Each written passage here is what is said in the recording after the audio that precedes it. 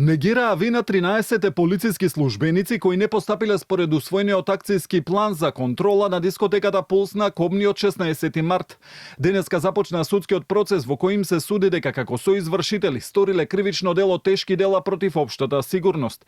На обвинителна клупа се наоѓаат Дејан Салтировски, Ванчо Ѓоргиевски, Марија Маневска, Томо Донев, Драган Петрушев, Кире Богатинов, како и Стојанче Филипов, Благица Митева, Кристина Николова, Мазлу Рамаданов, Дарко Милошевски, Мартин Арсовски и Маријан Радевски. Според обвинението, иако биле присутни кога избил пожарот, ниту ја прекинале забавата, ниту спречиле активирање на пиротехниката. Полициските службеници кои што биле ангажирани за реализација на ваквиот акцијски план имале можност при влегувањето во клубот да забележат присуство на пиротехника и иако тоа не им било стриктно наведено во планот за акцијска контрола, согласно другите овластувања и должности кои што ги имаат како полициски службеници, имале обврска тоа да го проверат и да го спречат.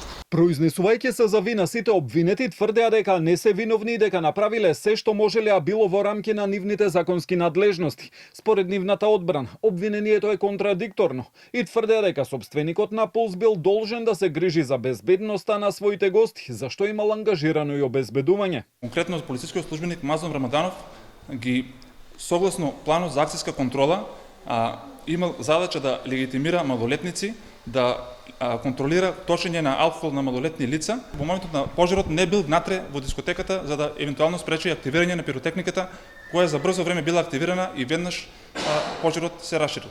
Семејствата на загинатите реагираат што ниту во овој предмет никој од обвинетите не признава вина. И најнавредливо од се е кога денес се обидуваат да не убедат дека не знаеле дека вечерта имало концерт.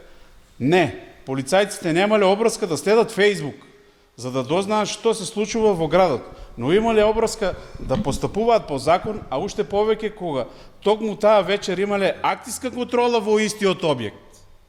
Значи биле таму, го виделе метежот, ги виделе децата, ја виделе преполната дискотека, слушале музика, виделе редици и хаос, и повторно никој не знае. Минатата недела, еден предмет со полициските службеници поврзан со Пулс заврши со осудителна пресуда и условна казна за тројца обвинети. Се суди уште еден со 9 обвинети, кои се однесува на лиценцата на дискотеката.